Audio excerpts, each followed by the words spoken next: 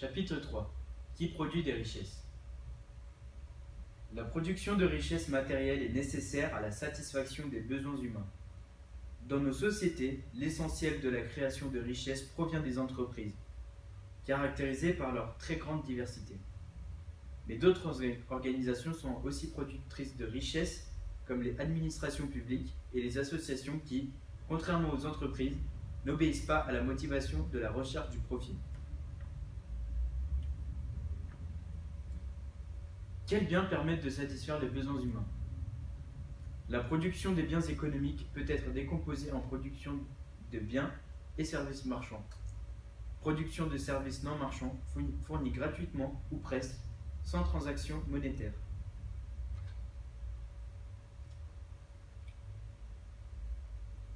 Quels sont les autres acteurs qui contribuent à la création des richesses?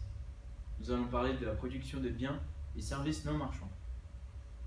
Même si elle ne se traduit pas par des achats sur un marché, la production de biens et services non marchands joue un rôle essentiel dans la consommation des ménages et dans leur confort de vie au quotidien. Et l'absence de paiement monétaire conduit parfois à minimiser l'ampleur.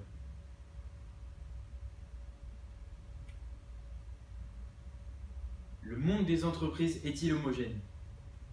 Donc nous allons voir le profit.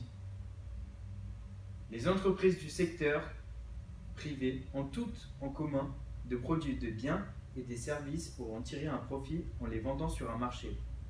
La condition d'apparition du profit est de vendre à un prix supérieur au coût de la production. Le monde des entreprises recouvre cependant une réalité très diverse. Elles peuvent par exemple être de tailles très différentes. Les micro-entreprises ou les petites entreprises ont entre 0 et 9 salariés, les petites entreprises de 10 à 49 salariés, les entreprises moyennes de 50 à 499 salariés, les grandes entreprises plus de 500 salariés.